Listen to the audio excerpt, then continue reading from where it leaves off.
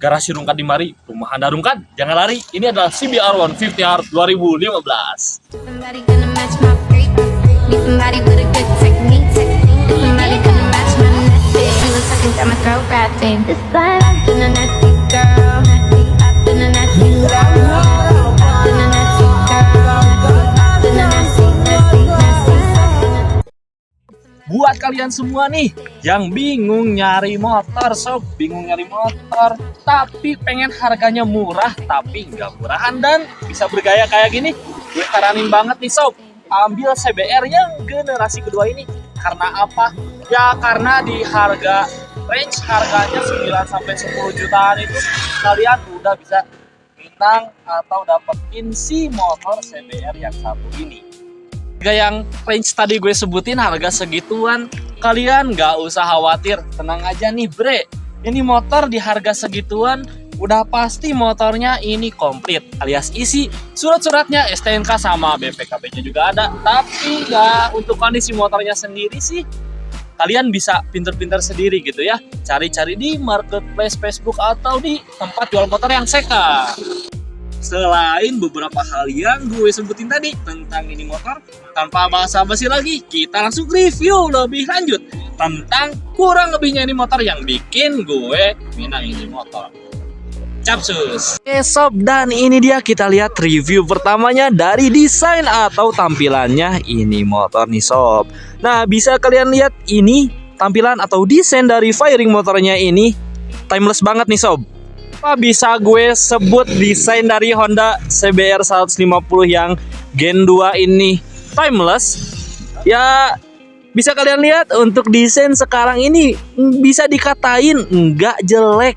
Ya bisa kelihatan ini motornya desainnya itu masih ganteng, masih kelihatan worth it gitu ya desainnya di tahun-tahun sekarang. Walaupun kita tahun ini udah modern ya, udah 2024. Kita bisa lihat untuk dari fairingnya, dari bagian depannya ini lebih ke membulat, jadi nggak cenderung tajam-tajam gitu untuk desainnya ini. Kita lanjut ke bagian desain fairing body sampingnya. Untuk bodi sampingnya kelihatan sederhana aja seperti ini, lekukannya bisa dilihat ini lebih ke kayak moge look gitu ya guys ya.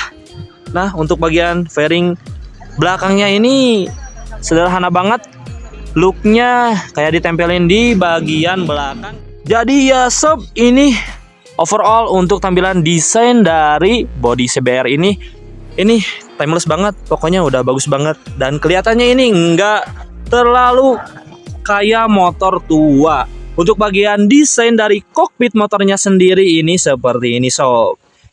Ini untuk tampilan dari speedometernya udah LED dipaduin sama analog nih. Ada juga info kayak speedometernya yang tampilannya analog, lampu netralnya, bensinnya di sebelah kiri itu ada, dan juga tampilan dari kilometernya, odometer sama dengan temperatur suhunya nih sob. Untuk desain bagian tangkinya seperti ini nih sob.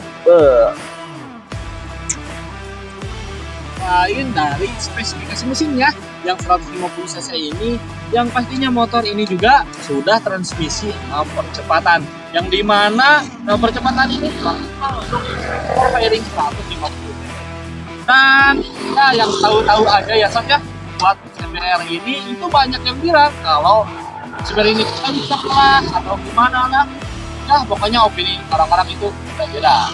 Selain beberapa hal yang gue sebutin tadi juga, ini kita sekarang coba untuk posisi riding atau posisi berkendara dari motor CBR 150R ini. Jadi sob, untuk tinggi gue yang 177 cm ini, naikin atau nunggangin ini motor gak terasa tinggi. Justru motor ini lebih ke arah pendek gitu ya. Jadi untuk tinggi yang 170, 168 ke atas lah, ini masih nampak banget. Jadi aman banget, ini gak terasa tinggi, gak kayak naikin sport fairing lainnya gitu. Posisi ridingnya ini motor bisa disimpulin gitu ya, gue simpulin buat kalian yang tinggi ataupun yang gak tinggi juga, ini pasti udah nyaman. Dan untuk posisi stang ke pengemudinya ini bisa kalian lihat gitu ya, ini itu gue rasain sendiri gitu ya, feel-nya atau rasanya ini nggak terlalu tegak gitu. Karena apa? Karena si stangnya ini udah pakai stang yang tipenya underyoke. Jadi, bukan underyoke, upper yoke. Jadi si stangnya ini di atas, posisinya lebih ke atas. Jadi ini cocok sih.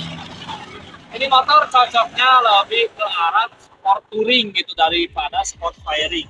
Tapi ya overall nyaman-nyaman aja sih. Ini enak-enak banget sih kalau menurut gue. Oh, selain yang tadi juga nih, sekarang kita bahas untuk sistem pengereman dari motor CBR 150 ini. Dan udah pasti ya untuk motor keluaran 2015 ini remnya udah pasti cakram depan sama belakang. Ini untuk cakram depannya udah pakai kaliper 2 pot, sama yang belakangnya juga pakai yang 2 piston atau 2 pot. Jadi ini depan belakang udah pakai cakram yang dimana kalau untuk rem cakram ini memungkinkan sistem pengereman di motor kalian ini lebih bekerjanya lebih baik, lebih enak gitu ya. Temannya kita lihat juga yuk dari sisi desain lampu-lampunya nih yang bisa kalian semua lihat. Untuk lampu depannya di sini ini masih pakai tipe bohlam. Jadi belum pakai yang LED ini. Motornya ini saya kasih tahu dulu ya buat kalian, motornya ini masih Orion, masih standaran, cuman looknya aja yang udah saya ubah dikit-dikit. Tapi untuk lampunya bawaannya ini masih pakai bohlam, kiri kanannya masih pakai bohlam. Ini untuk lampu sennya udah kita ganti ya. Kalau yang dimana lampu sen Orion bawaan CBR ini aslinya itu yang panjang nih, yang kayak gini guys.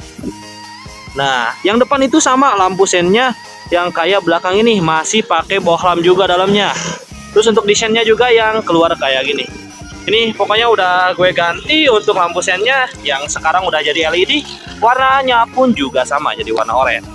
Nah ini untuk bagian kaki-kakinya ya. Bagian suspensi depan ini, motor ini dilengkapi dengan suspensi teleskopik yang dimana ya suspensi kayak gini itu ya hal-hal normal banget sih untuk motor 150 cc ataupun ke atas juga. Bahkan motor 250 cc juga sih masih banyak yang pakai suspensi teleskopik. Untuk suspensi teleskopik ini ya cara kerjanya sama sih. Ini empuk juga, enak juga. Cuman kekurangan sama suspensi upside down.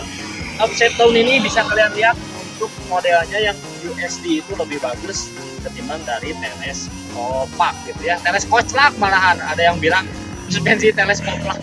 Tapi ya namanya juga motor ya seperti ini. Belakangnya motor CBR ini dilengkapi dengan suspensi yang monoshock alias masih bawah ini. Jadi suspensi monoshock ini adalah suspensi yang umum dipakai di motor fairing 150-an. Bahkan di semi-semi kayak desain-desain Evo atau GT atau Supra GTR juga pakai sistem kaki belakangnya udah monoshock. Ini dia beberapa review atau penjelasan gue mengenai motor CBR tahun 2015 Gen 2 ini. Nah, setelah gue jelasin tadi, gimana nih menurut kalian, gue cocok atau enggak pakai motor ini?